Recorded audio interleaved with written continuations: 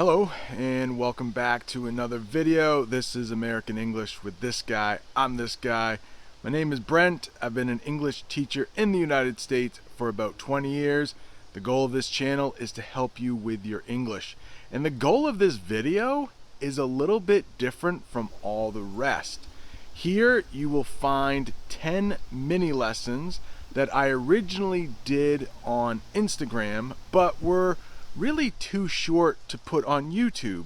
So what I did was I combined all of them into these mini lessons to make this one larger video. But maybe you don't want to sit through every mini lesson. If you check in the description box below, you will see each mini lesson listed out, and then you can hop to the mini lesson you want to see the most. Or if you want to watch them all, sit back, relax, maybe take some notes and learn some English along the way, because all of the lessons are in short, easy to understand English. Hope you enjoy. Thanks for your support. See you next time. Instagram, Facebook, what's going on? I hope everyone is having a good Halloween. This morning on my YouTube channel, American English with this guy, I did do a live stream. We talked about Halloween. Right now, I just released a video with some Halloween vocabulary, but I forgot a term that I want to teach you right here on Instagram, maybe Facebook. You might be watching on Facebook. But that term is blood curdling. Blood curdling. And you'll often hear that as a blood curdling scream. So when someone is really scared, they might let out a blood curdling scream. And if you've never heard the word curdle, it's a verb, and we usually use it with milk. When it spoils and milk gets chunky, we call that curdling.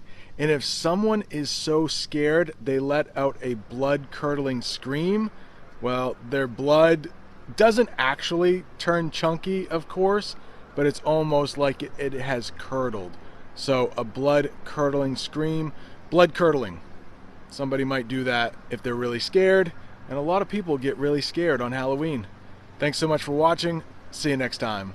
Instagram, Facebook, what is going on? I have a question that came to me from the Discord server for members of my YouTube channel, and Elena was wondering about shopping spree. Yes, that is a thing. Basically, anytime you hear spree in English, think of like doing the same thing many times. So a shopping spree is used here in the United States. If someone goes on a shopping spree, that means they do a lot of shopping, probably different places, probably all in one day. And a lot of times, if you go on a shopping spree, you also go on a spending spree. A spending spree is when you spend a lot of money different places at roughly the same time. Unfortunately, there is a negative term used with spree, and that's a shooting spree. Sometimes that also happens in the United States when usually one person, maybe two, will go to a place and shoot a lot of people. That is called a shooting spree. If you would like for more longer lessons, check out my YouTube channel. It's called American English with this guy. And be on the lookout, because I might go live here again on Instagram or Facebook really soon in the near future. Thanks so much for watching. See you next time. Look at this. We have an election about a week away. And oftentimes when you're not here, they will put little, I would call this a door hanger, on your door. This one is for a candidate named Sarah Gideon. She's running for Senate, and that is Susan Collins, her opponent. And they were here yesterday. Got another one for Sarah Gideon. So there's a little American culture there for you right before Election Day. If you're looking for more Election Day lessons, take a look at my YouTube channel, American English with this guy. I did a lesson on how Americans elect their president, And I just put one out yesterday, how Americans choose a vice president. Thanks for checking out my Instagram or my Facebook. See you next time. Instagram, Facebook. How are you guys? It's Friday, and it's Flannel Friday at my school where I teach. I'm not sure if a lot of places in America, the United States, has something called Flannel Friday, but in my neck of the woods, we do. And some Americans will say my neck of the woods to talk about where they live. So where I live in Maine, I think other places in New England actually have something called Flannel Friday in the fall and the winter, but I have on my flannel shirt today because it's Friday. So a lot of teachers that I teach with wear flannels on Friday because we can dress down. We don't have to dress up. When you dress down, at least as a teacher, that means you can wear jeans and you can wear flannels. If you dress up, it means you're a little bit fancier. If you're a woman, you may wear a dress. Or if you're a guy who likes wearing dresses, you might wear a dress. And gentlemen might wear a collared shirt. And this has a collar, but it's not what I would call a collared shirt or a dress shirt. A lot of English that I didn't expect to explain on this mini lesson. I meant to only do neck of the woods and Flannel Friday, but there were a couple bonuses there about dressing up, dressing down, collared shirt, and dress shirt. Hope you enjoyed it. If you want more lessons like this, check out Instagram or Facebook. If you want longer lessons, check out my YouTube channel, American English with this guy. Thanks for tuning in. See you next time. Facebook, Instagram, how are you? Got a mini English lesson here for you. I was just talking with one of my friends and I said, that's a no-brainer. And I thought, if you were learning English, you might want to know this term because you might sound a little more like a native if that's what you want. So when Americans say that's a no-brainer, it means they don't even have to think about it.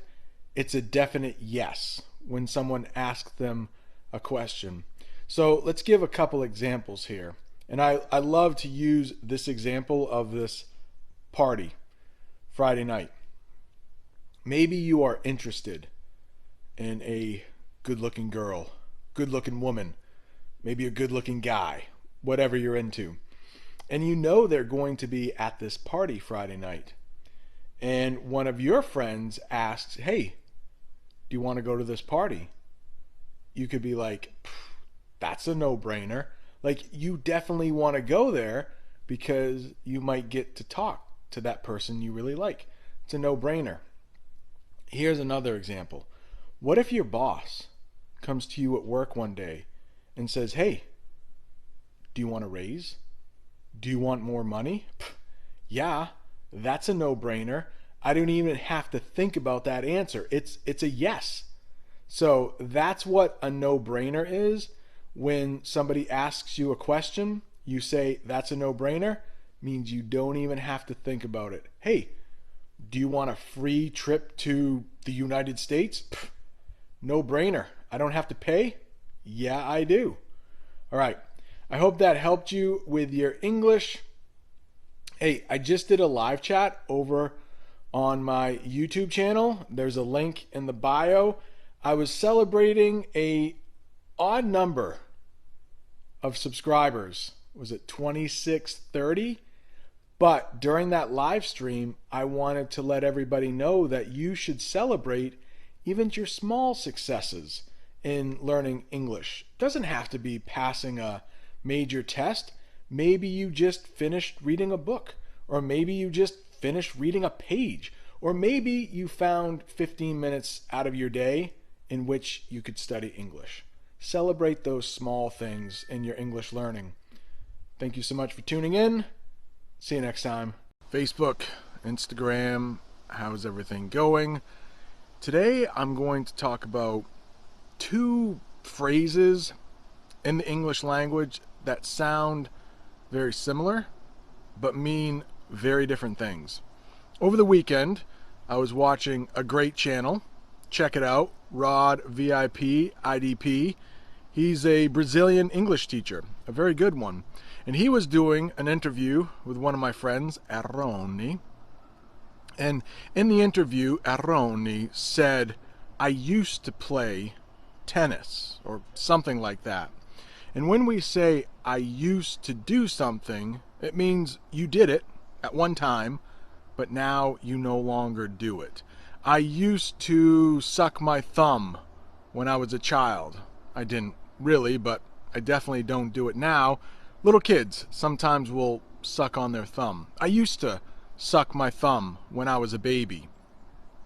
But if we say I am used to, all we're doing is adding that little verb, am, but it totally changes the meaning. I am used to going to bed early. That means I'm comfortable with it. I do it all the time. I am used to getting up early in the morning. I am used to means I do it now, and it feels natural. I used to get up early in the morning. That means I no longer do it, but at one time I did it. It can be so confusing. I am used to and I used to. I hope that helps. Hope that's not too confusing. Check out Rod VIP IDP's page. Check out Aroni's podcast if you're learning Italian. Thanks so much for watching. See you next time. Hello Instagram, hello Facebook. I just received a question on my YouTube channel. If you haven't checked that out, you might want to. It's American English with this guy.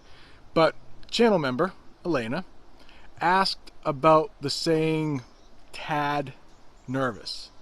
She was reading an article and saw that it said tad nervous. Yeah, we use this quite a bit to explain just a little bit. Like they were a tad nervous before they had to give their speech. Just a little bit. He was a tad upset that I crashed his car. Just a little upset. Maybe there was a good reason. Maybe it wasn't my fault. And I was doing some thinking. I don't think we use it when it's a good thing. I don't think I would ever say I was a tad happy when my workday was over. So I think we only use it when something is just a little bit bad. All right, Elena, thanks for the question. Check out my YouTube channel if you haven't. Thanks for watching. See you next time.